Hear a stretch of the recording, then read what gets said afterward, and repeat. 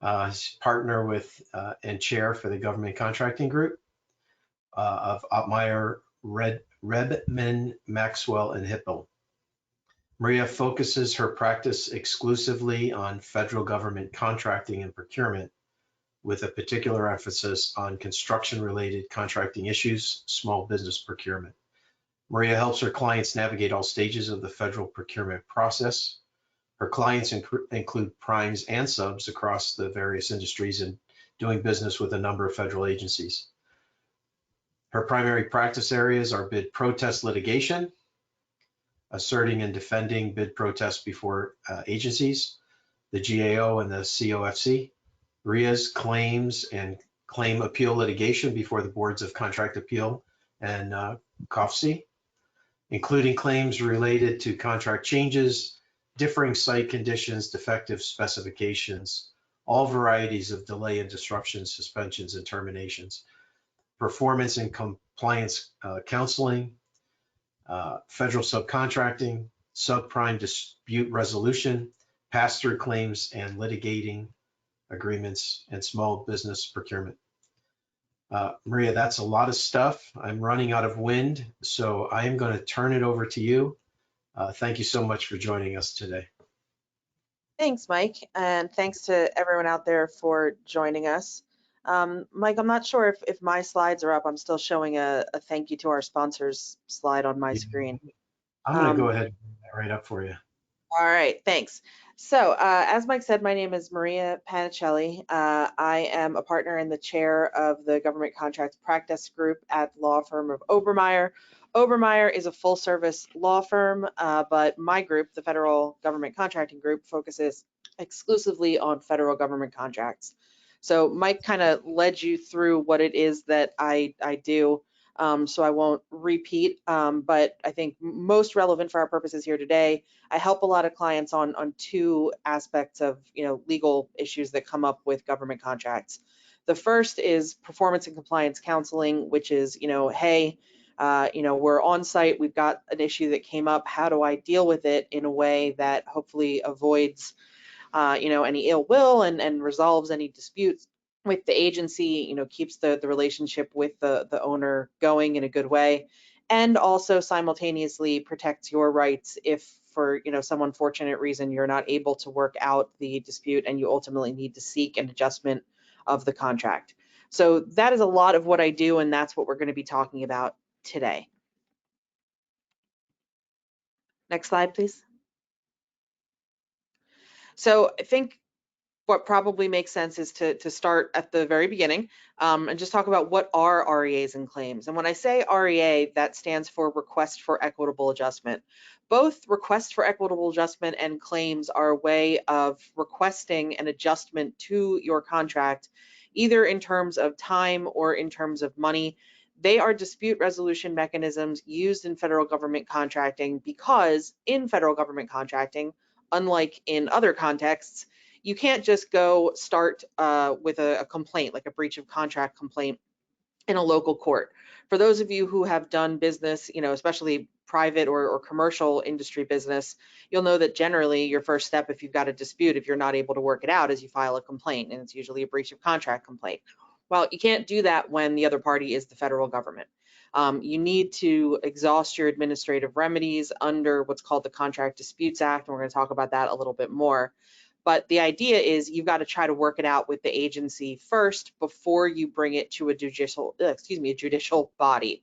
So the way that you do that is to utilize REAs and claims and to try to use those to get additional time added to your contract if there was some sort of delay or other scheduling issue, additional money added into your contract, an increase to the contract price, if there was some sort of issue that resulted in you spending more money that was not your fault or the fault of your subcontractors, but was the fault of the government. And in some cases, there are other types of relief that you can get, for example, declaratory relief in connection with CPARs and things like that. Next slide, please. The key here is to kind of think about all of the different bases that could lead to an REA or a claim. Legally, the basis usually the entitlement, the contractor's ability to seek this additional time or money come from the individual FAR clauses that are kind of issue specific that have been incorporated into your contract. So you'll see like the changes clause or the differing site conditions clause, in your contract. Like most things with government contracting, it's really vital to go to your contract and see exactly what clauses you have, and then make sure you understand how, the factual circumstances that you're dealing with fit in. In other words, which of these clauses are implicated, and that's going to tell you what you need to do to protect your rights. And this is also going to make it possible for you to kind of hopefully resolve things with the government in a smoother fashion. So, like I said, substantively, your basis for REAs and claims is justified by various issue-specific FAR clauses that are incorporated into your contract. And then there's also what I mentioned before, the Contract Disputes Act, which is a statute that kind of outlines, along with the disputes provision in the FAR that's going to be incorporated into your contract, and FAR Part 33, which kind of outlines the claims process. That's all going to kind of work together to tell you how to go through the claims process. REAs are a little different because they're a little bit less formal, and we're going to talk about the differences between REAs and claims in just a bit. But what I want you to take away from kind of the building blocks here, the starting point, the fundamentals, is that both of these are just tools to say, hey, something happened during performance and it means that this contract's going to take longer or cost me more than was originally contemplated, and therefore I need you to adjust the contract accordingly. In terms of breaking down the different issues, I want to give kind of a brief overview. Each one of these issues, as I'm sure any of you who have ever dealt with them on, during project performance on site, could be an hour-long webinar in and of itself. So what I'm going to aim to do today is kind of just give you a brief overview of these issues so that you can spot them and say, that's a changes issue, or, oh, I know this is a differing site condition issue. So that you can kind of know where to look in your contract, and then that's going to tell you how to act. It's going to tell you what you need to do in terms of notice and in terms of the communications you need to provide the government, and it's going to tell you what you need to do and what you could be entitled to in terms of additional time or additional money, but it's also going to tell you, what you need to do in order to make sure you're preserving your rights to entitlement. So the first thing I want to talk about is the changes clause, and that is the clause that governs all the changes to your contract. Next slide, please. The Federal Acquisition Regulation includes several different versions of the changes clause. Hey, Maria, I apologize for interrupting. Before we jump to the next slide, could I just have you turn your camera on so everybody gets to see your smiling face? It is on. I'm not sure why it's not working. Oh, it's not coming through? Okay. Sorry All about right. that. Nope, not. So changes clause, there's a couple different versions in the FAR, so you need to make sure you're aware of which one you've got. When we're talking about examples today, I'm going to be talking about the version that is in FAR 52243-4.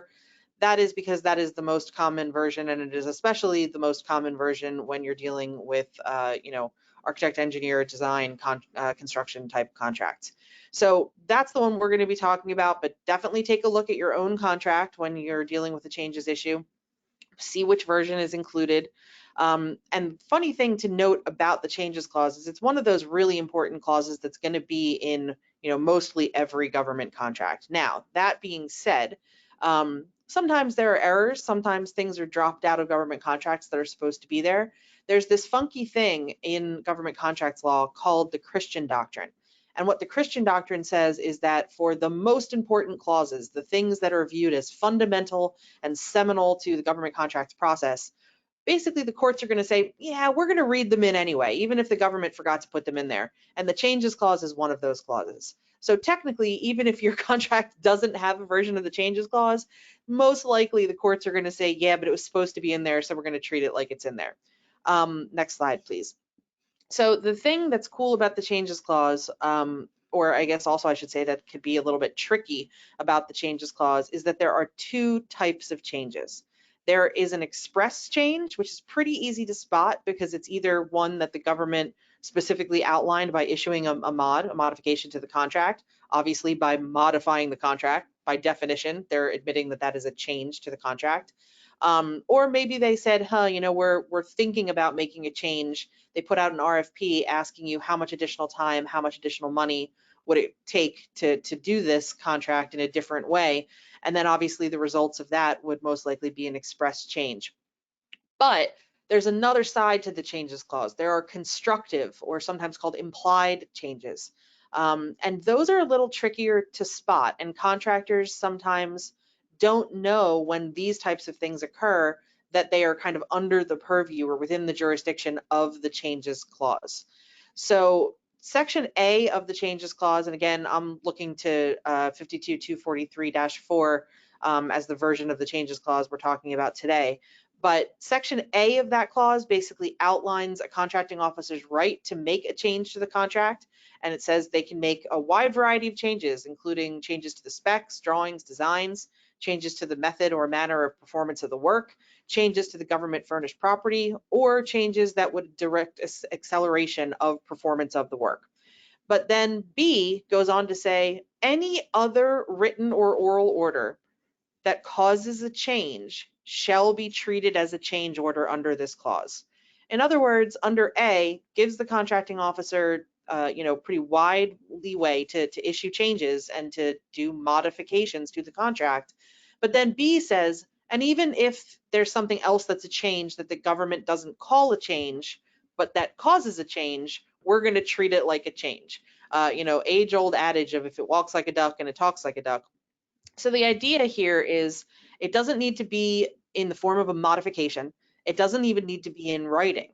If it's a direction that you got from someone with authority, and we're going to talk about that later, but that basically means a contracting officer, and it causes a change to the contract, we're all going to treat it like a change to the contract as long as certain conditions are fulfilled, and we'll talk about what those are in a little bit.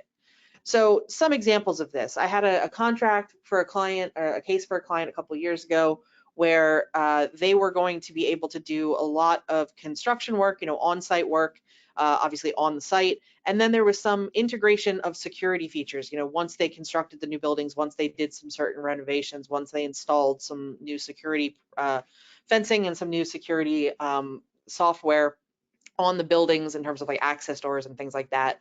They were supposed to be able to do all the programming and all of the back end work for that security stuff remotely. They were supposed to be able to get access and program everything and give people access cards and all of that stuff remotely. So they planned on having people on site, a couple states away for a certain amount of time. And then they planned on having people back in their offices a couple states away from the site doing the rest of the programming work remotely. Well, what happened is there was a turnover in government personnel. The new personnel didn't think that remote work was a great idea. They had some, valid arguments there, but unfortunately that was still a change from what my client had interpreted as what was going to be available for the contract. So my client had a choice. They could either, put their people out there at a per diem in a hotel, with travel expenses for the amount of time that the work took, or they could hire a subcontractor out there to do the work. Either way, it was going to cost them more money. Either way, it was going to cost them a little bit more time.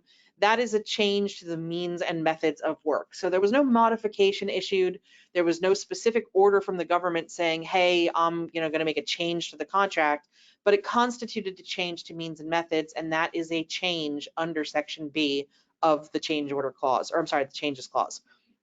Another example, if there is a difference in interpretation. I had a client where they were working on a construction project and they had to install, a certain amount of outlets per square meter of office space.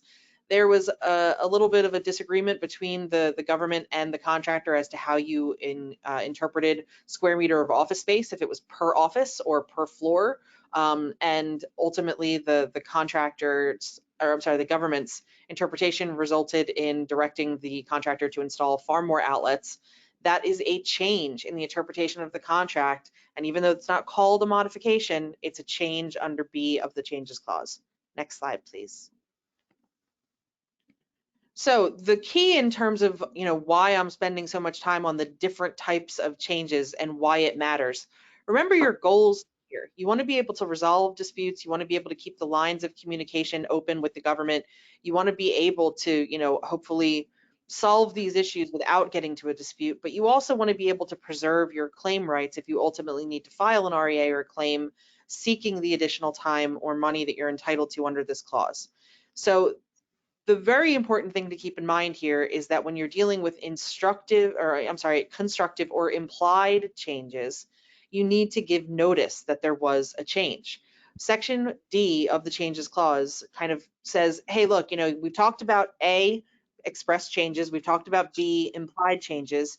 Now I'm going to say if there's any change under this clause that causes an increase or decrease in the contractor's cost of work or the time required, the contracting officer shall make an equitable adjustment of the contract. In other words, give additional days or additional dollars. However, you're only going to have it treated that way if the contractor gives the contracting officer written notice. And that written notice specifically needs to state the date, circumstances, and source of the order that the contractor is saying is a change. So in other words, using the examples that I just used, the order that said this is the way we're interpreting square meter of office space, or the order that said no, you're not allowed to do this part of the work remotely, we're not going to give you access. And you need to say, I regard that as a change, under the changes clause, and I reserve my rights to seek additional time and money. So the very important thing to keep in mind is, when you're identifying a change and deciding whether it was an express change or a constructive or implied change, is that if it falls in the constructive or implied bucket, you're going to want to give notice. And I want to be real clear here. A lot of contractors look at this as kind of being combative. This is the first step in saying, hey, this happened and I'm entitled to more money. You absolutely should not look at it that way. First of all, obviously, just by any way of any personal relationship, going into a communication with that attitude isn't productive, right? But in addition, the regs aren't written with that in mind. What they're written for is to make sure that everyone gets on the same page. The idea being, hey, if the government tells you to do things a certain way, maybe they didn't realize that that's not what you were planning to do in the first place. Or maybe they think it's a very minor change and maybe it'll cause some eye rolls and, an extra half day. But if you go back and you say, hey, just so you know, like, I'm happy to do it the way that you've told me to do it, but that's going to be an extra $500,000. It's going to be an extra 3 months. The government very well might say, yeah, and that's the way I want you to do it. I told you what I want, go ahead and do it. But it's also very possible that they would say, all right, wait, let's sit down with the contract, understand what your interpretation is and what my interpretation is, because yeah, we don't want a situation where this is delayed 3 months, and we don't want a situation where we're potentially, if we ultimately lose on how we're interpreting this contract, maybe we don't want to be on the hook for $500,000. So let's sit down and figure this out. So the idea of the notice is not to preserve your claim rights. That's not why it's built into the clause. It's built in to make sure everyone gets on the same page and that you avoid having to make a claim or having to go after extra days or extra dollars unless the government decides, no, it's really necessary, I really do need it, even if you think it's a change. Or maybe, no, I really disagree with you. This is how you should have interpreted the contract in the first place. But look at notice as a, hey, buddy, happy to do whatever you want. But just so you know, this is going to take additional time. This is going to take additional money. I am interpreting this as a change. So do you still want me to go ahead with it? And you will get a lot better results if you look at notice in that way, looking at it as a tool to looking at it, excuse me, as a tool to get everyone on the same page. Next slide, please. So the other thing I want you to keep in mind is that you'll hear defective specifications. I'm sure some of you have dealt with claims dealing with defective specifications. Defective specifications are kind of under the umbrella of the changes clause. There's not really a separate defective specification clause. We're going to talk in just a minute about defective specification REAs and claims, but the clause that is kind of implicated or triggered when you're talking about defective specs is the changes clause. Similarly, we're going to talk about delays in just a little bit, but delays mostly tie back to whatever the delay stemmed from. So if the delay stems from a defective spec, or if the delay stems from a change to the contract, you're going to be operating under the changes clause. So let's go on and talk about defective specifications on the next slide. There we go. Specifications are normally of either a design or performance variety, right? So design specifications are specifications that state very explicitly how a contract is to be performed. They really permit no deviation. You have to follow them kind of like a roadmap. Performance specifications are a little bit different. They're a little bit looser. They specify the results you're supposed to achieve or obtain, but they leave it to you to kind of determine how to get there. The idea is that design specifications, because they're so specific, come with an implied warranty that if you follow them, it's going to produce an acceptable result. So the way that claims and REAs are kind of set up, in general, if it was a performance specification, you had way too much control over it, so any defect probably attributable to you. But if it was a design specification, a roadmap, a set of very specific instructions that the government gave you, and it doesn't work, that is a defective specification such that you can seek an adjustment of the contract under the changes clause. So in general, for the contractor to recover an equitable adjustment or claim, which is also an adjustment of the contract, it must demonstrate that the specification is a design specification, the more specific one that gave you a roadmap, not a performance specification. And you need to prove that such design specification is or was impossible to perform. Now, it's not unusual for an element of work to contain both design and performance features. So when reviewing a particular situation, you really need to address a couple questions. Did the government provide the form and dimensions of the work and show how the work was to be built and installed? Did they leave you with very little discretion? Or did it provide the details of installation but kind of left the rest largely to the experience and expertise of the contractor? If you're in the former bucket, you're probably safe that it's a design specification. If it's the latter, you're probably more likely to be considered a performance specification. Once you've got the specification characterized as design specifications, then you need to be able to show by a preponderance of the evidence, which is just kind of a legalese way of saying more likely than not, that the design defect was the probable cause for the issues in performance. So you have to kind of rule out any other issues. Next slide, please. The damages that you can get under defective specifications include not just the delays, for dealing with the defective spec, but depending on your factual circumstance, they can include costs incurred to repair or replace the defective work, costs incurred in attempting to comply with the defective specs. If you were going back and forth with the government and couldn't reach an agreement that the specs were defective, I'm working on a case like that right now. Costs incurred as a result of additional work required as a result of correction to a defective spec, and then, of course, cost result of a delay that came out of a defective spec. So with that, I want to move on to differing site conditions, and I want to talk about what differing site conditions are, the two types of, I think we're a slide ahead, the two types of differing site conditions, and then I want to talk about how they are different from defective specifications, because there is a little bit of a nuance there, and sometimes there are situations that can fall into both categories. So differing site conditions, simply put, this happens when you show up on site and the actual conditions on site differ materially from what you were expecting. The difference between type 1 differing site conditions and type 2 differing site conditions are why you were expecting what you were expecting. In other words, in both cases, you get to the site with an expectation and you are surprised by the actual condition that you encounter. Type 1, the reason you're surprised is that the contract told you what to expect and what you are encountering is not consistent with the contract. So the contract says, don't worry, there's not going to be any asbestos in this, building remodel, and you get there and there is tons of asbestos. That's, hey, the contract told me one thing, my expectation was based on the contract, and now, the site is actually materially different than that. Type 2 is a little bit more rare and it's a little bit vaguer. It's a little bit harder to pin down. And that's because the contract didn't tell you what to expect, but you just kind of knew what to expect based on the fact that, hey, any reasonable contractor that's done this type of job in this type of area knows that a normal contract like this goes, ABC. And this is very, very different than ABC. The language that's used in the case law is that the situation, on site differs materially from the conditions, quote unquote, ordinarily encountered and generally recognized as inhering in work of the character provided for in the contract. So what that basically means is this is just not like anything we would expect based on our previous similar experience. So you can see how that's a little bit more subjective. It's a little bit more squishy of a standard and therefore a little bit harder to recover under.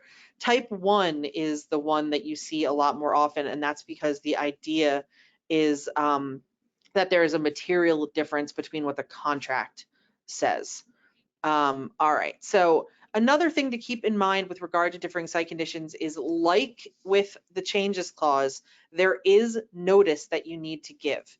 And unlike the changes clause where you basically need to just say, hey, somebody gave me an order, I think this is a change, and you kind of have to outline the details of the order and why you think it's a change, this notice needs to be given, quote unquote, before you disturb the conditions. And again, the idea is if you come across something on the site, let's say like a case I had years ago, the specs, the borings, and the geotechnical the geotechnical logs said, you're going to have a situation here where the ground is very easy, stable, won't need to be dewatered. It's very, very good. You can build on it right away.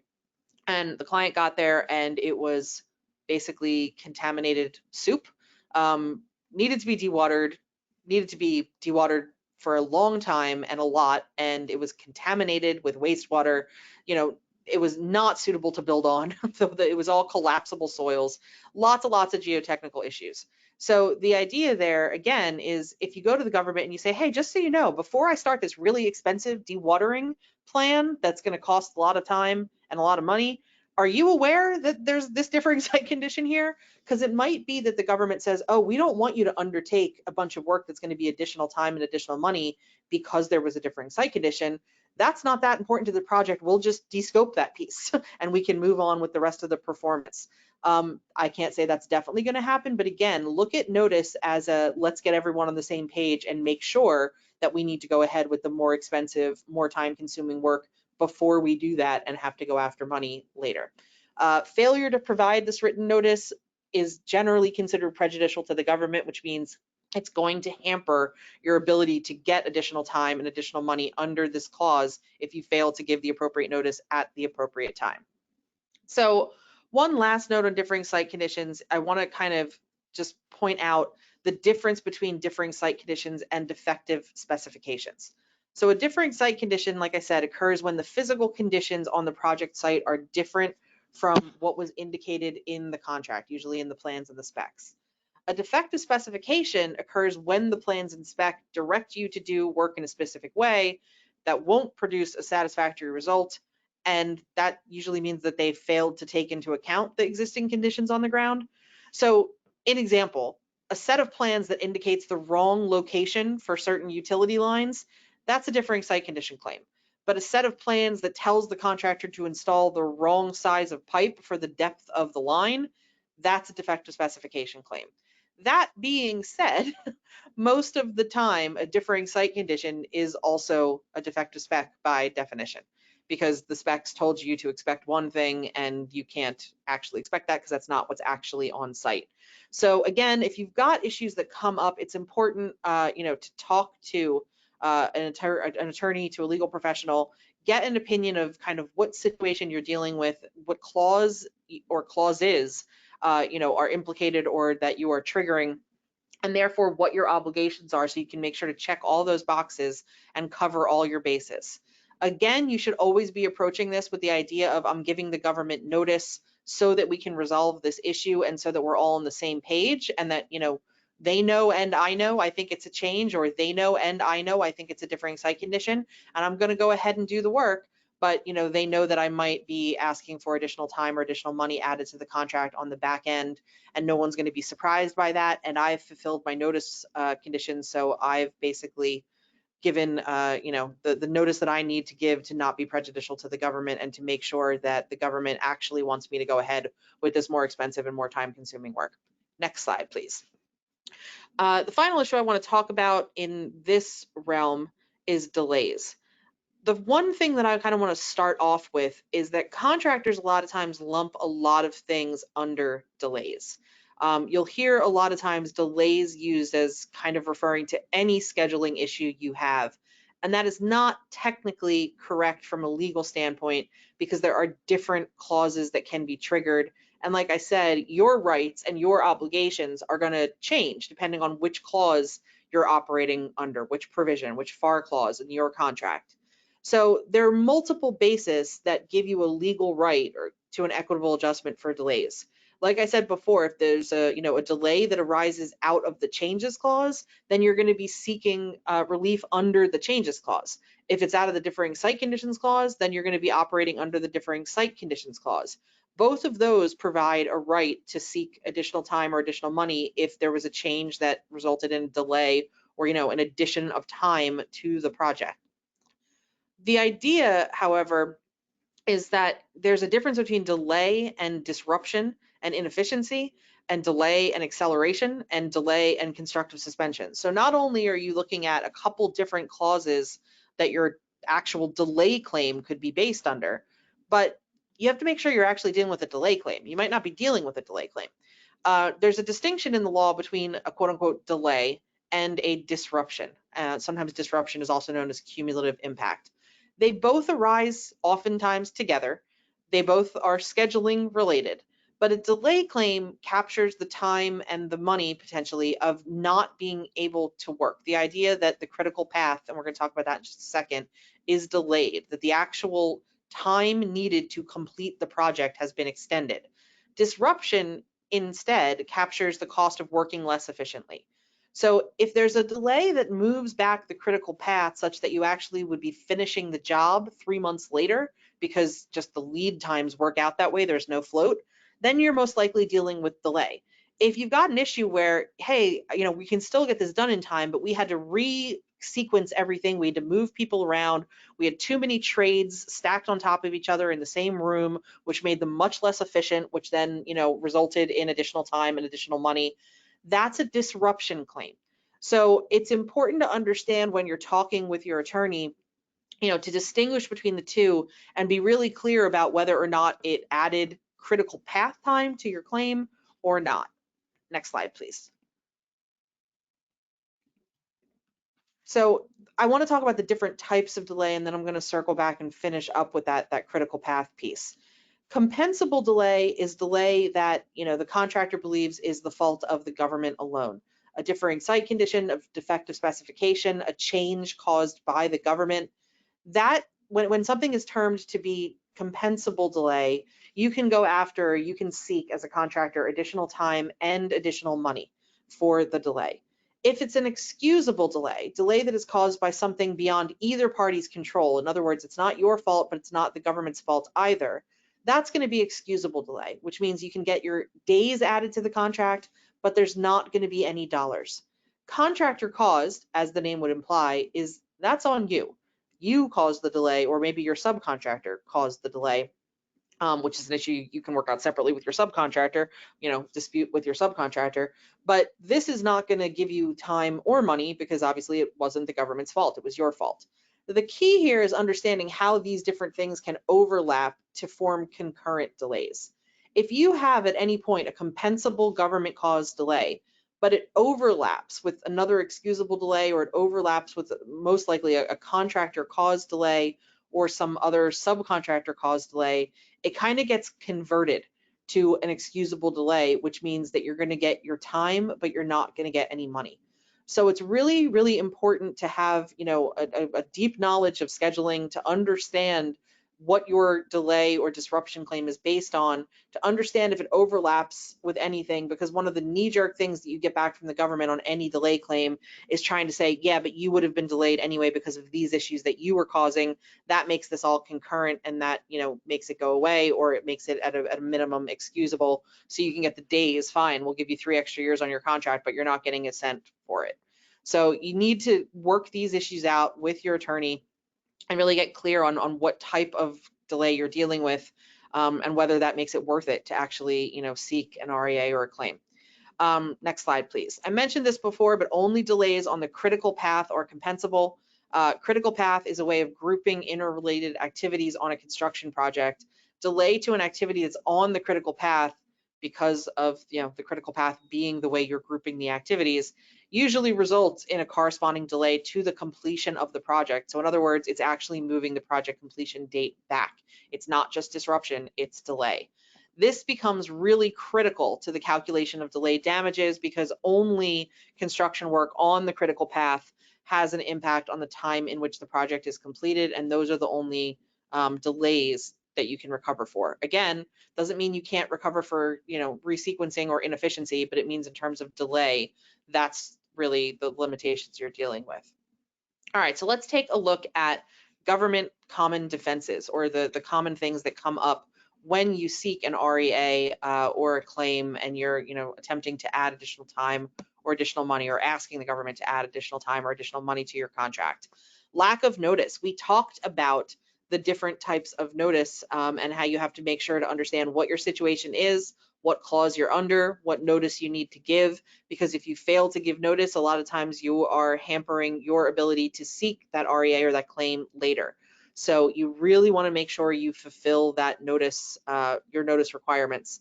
If you have questions about that, you should consult an attorney. Authority is another big one, and this comes up particularly in the changes clause context.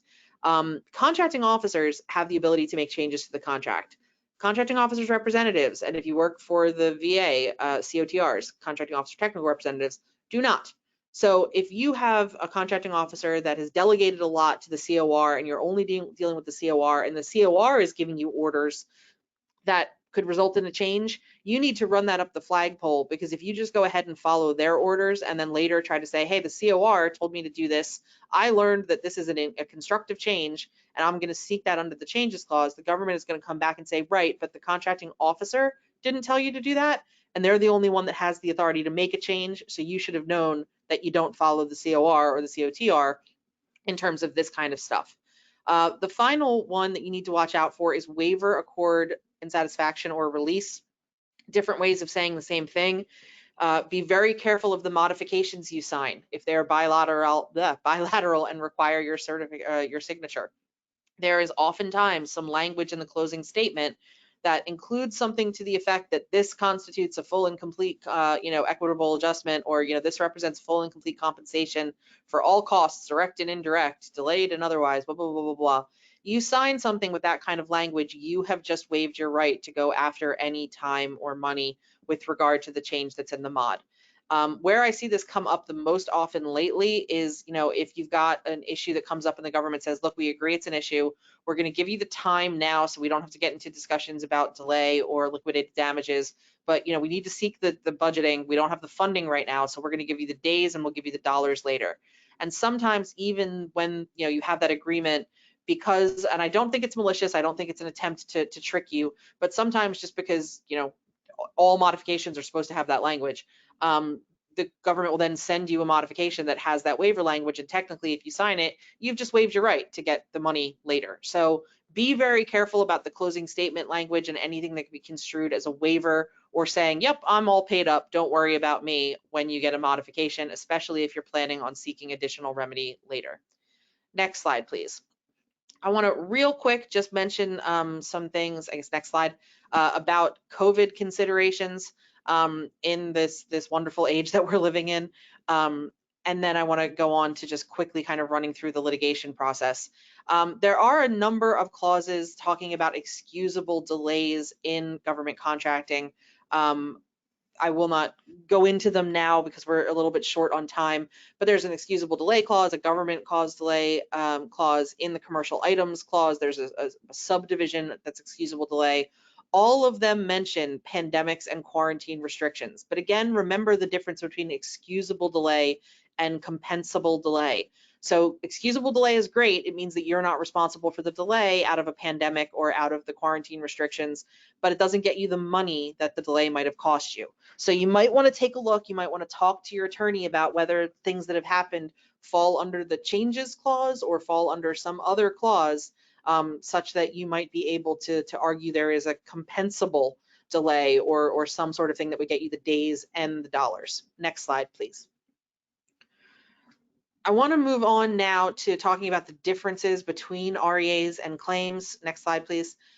Generally speaking, and I'm going to go through these kind of quick because we're running short on time, REAs are less formal than a claim. A claim is the thing that actually starts that administrative remedies thing going. So remember I said when you're talking about going to court or fighting or trying to get additional time or additional money, you can't just start at the complaint stage the way you can in other contexts. You have to exhaust your administrative remedies.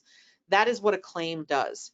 It's the actual start of the litigation process. REAs are thought to still be kind of a creature of negotiation and part of the contract administration process. Hey, something's come up. I think I need additional time and I think I need additional money. Let's talk about it. Let's modify the contract. Claims are when, okay, we don't seem to be on the same page. I think I'm actually going to get this ball rolling. Next slide, please. So they're a little bit more formal than REAs. They require a certification because of that.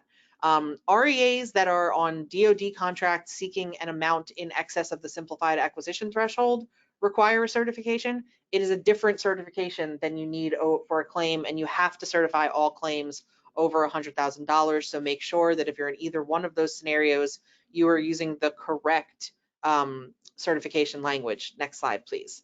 The other difference between REAs and claims is that, like I said, trigger and REAs are a little bit less formal. An REA doesn't trigger any obligation on behalf of the government to answer. Now, normally, if you're going back and forth, you're in contract administration mode, you're negotiating, the government's going to answer because they want to resolve the issue.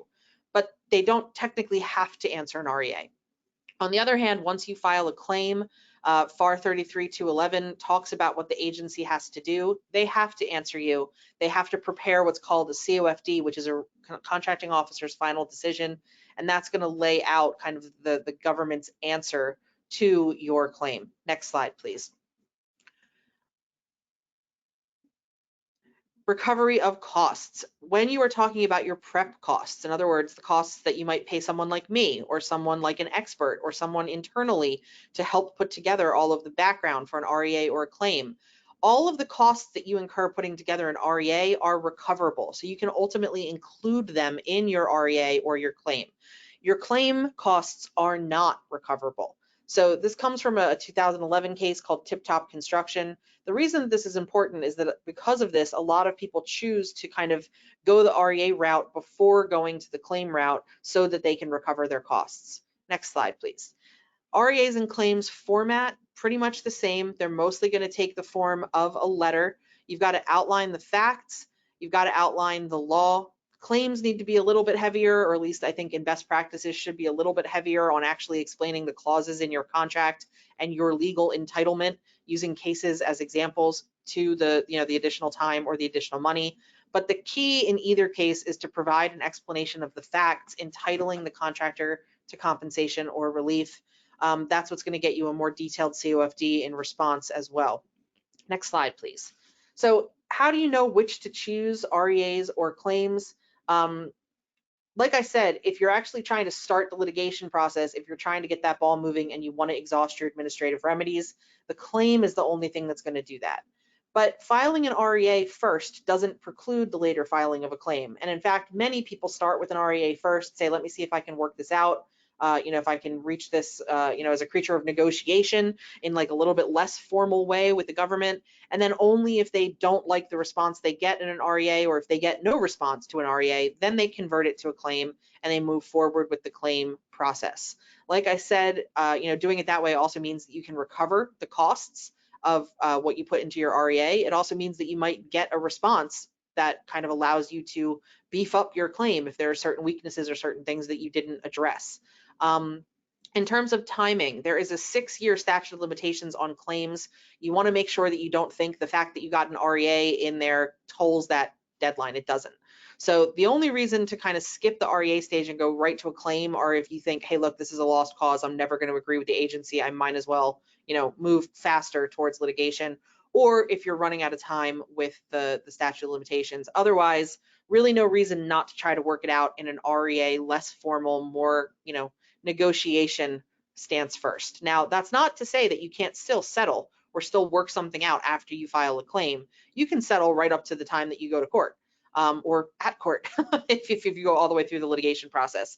But generally speaking, REAs are like a softer approach to start with. Next slide, please. I know I'm out of time, but I think we started a little bit late, so I will quickly just go through these last slides and then I'll stick around for a few minutes for questions. Subcontractor pass-through claims. There's a principle here of sovereign immunity that says basically you can't sue the federal government. That's the general rule. But there is an exception for that for prime contractors who have a contract with the government. Basically, there are waivers under the Tucker Act and under the Contract Disputes Act that say if you have a contract with the government, you are allowed to get engaged, in disputes with them in court based on that contract. That's only if you have a contract though. So what happens to subcontractors? They don't have that privity of contract. They have no ability to file on their own behalf. So they need to have their prime sponsor or pass through their claim. So this is really important from a prime contractor standpoint. If you're putting together a claim, talk to your subs. See if there's stuff that needs to be wrapped up in that REA or claim. And if you're a sub, make sure that your prime is aware that something that happened on the job costs you money or costs you time, so that they can sponsor or pass through a claim. You don't want to be in a situation as a prime contractor where you put together something with the government, you got a modification, you've signed a waiver, and now your subcontractor's like, right, but I was entitled to a lot more money and now we can't get it, so I'm going to go after you. Next slide, please. All right, finally, claims appeal litigation. Next slide, please. There are two things that you can appeal. And remember I said, you don't start at court, but this is where you end up if you can't resolve it before then. The vast majority of the times you're going to be able to resolve it with the government before you get all the way through to litigation.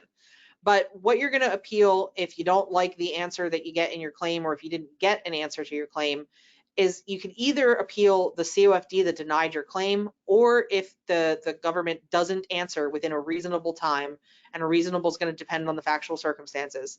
That's called a deemed denial, and you can appeal either one of those. Next slide, please. You can appeal to one of two places. You can either appeal to the applicable Board of Contract Appeals, or you can appeal to the Court of Federal Claims, otherwise known as COFC. Depending on if you're dealing with a defense organization or a civilian agency, I should say, you're going to go to the Civilian Board of Contract Appeals, or you're going to go to the Armed Services Board of Contract Appeals. Next slide, please. Deciding on where you go is really a discussion that you should have with your attorney. There are benefits and drawbacks to both jurisdictions, or I should say both forums, I guess. One of the biggest ones is what deadlines apply to an appeal. If you're appealing to the Board of Contract Appeals, you've 90 days from the day that you get the COFD. If you're appealing to the Court of Federal Claims, you have a year, 12 months. Next slide, please. So these are the things that you should talk about. I won't read them out because we're out of time, but all of these things are factors you should talk through with your attorney to figure out what forum is best for you, the Boards of Contract Appeal or the Court of Federal Claims. Sometimes it's going to be a question of which one's going to cost more. Sometimes there's a little bit of a difference in a case law where one forum might be a little bit more sympathetic to your cause. Sometimes, you're going to be limited based on timing. Sometimes you're going to, your lawyer's going to say, hey, look, Court of Federal Claims is really backed up right now. If you don't want it to take 5 years, you should go to the board, or vice versa. So really a question of working through all of these issues and seeing which forum is right for you, and then going through the appropriate steps to figure out, how to go there. Next slide. The process that it goes through is like kind of similar to any other litigation you might have been through. Maybe you file an REA before a claim, maybe not. That's why it's in brackets. But then once you file the claim, you get the COFD, or if there's a failure for the government to issue a COFD in a reasonable time, then you file your appeal. That is your complaint. You file it either before the applicable Board of Contract Appeals or COFC. You then go through discovery, documents, depositions, all of that fun stuff. There are then motions, and then finally you go to trial and you get a decision. In either case, whether you went to COFC or whether you went to the Board of Contract Appeals, you're going to go to the Federal Circuit for appeal. That hears all of the appeals from both the Boards of Contract Appeal and from COFC. And with that, I am all wrapped up. I think we can skip 2 slides ahead. If anyone has questions, I'll stick around for a few minutes. But if you've got questions that you don't want to air publicly here, or if you've got to jump off and finish up your day, you can feel free to reach out to me. All my contact information is on the right-hand side. Thank you everyone for joining us today. Thank you to SAME for this wonderful event, and to all my fellow presenters. And I think with that, I'll turn it back over to Mike. Thank you so much, Maria. That was really appreciated, and a lot of great content. And man, you kept barreling through there, so that was terrific. Maria, we do have a few questions. Okay. Sorry, Mike. That's right. Well, there's statements, but I don't know if you need to speak to them or not. It says that it always seems that geotechnical conditions are materially different with or without borings in the RFP. And the other statement is dewatering and contaminated soil is extremely costly. So I'm not sure if there's anything to add to those or not. Yeah, I would say dewatering contaminated soil is definitely extremely costly, which is why for contractors, it's a big thing that can come up in terms of, defective specs, but more often in terms of differing site conditions. I think also, yeah, a lot of times with boring logs and with geotechnical stuff, there is a tendency to want to argue. And I've had plenty of clients come to me and say, this is materially different than what was shown in the contract. Sometimes they're right and sometimes they're not. And I think it's important to explore that, before you go down the claim route, but to talk about why you think it's materially different. What about, the boring logs was subject to interpretation and what was pretty clear. Sometimes there's going to be issues, sometimes there's not. I think in the particular case that I was talking about, unfortunately, because of various funding issues, the boring logs were 30 years old. They had the project on the books for a long time and couldn't get funding. And then by the time they got funding, I think the conditions had changed. So I think that's why there was such a differing site condition issue. But yeah, I think it's a tricky issue. And I think contractors, it's very important to walk through realistically whether there is a materially different condition and what the contract really said in order to make sure that a claim or an REA is worth it and, accurate and fair. Right. All right.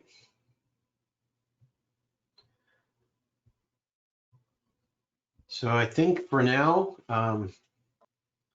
what I'd like to do is just have Sharon come on and kind of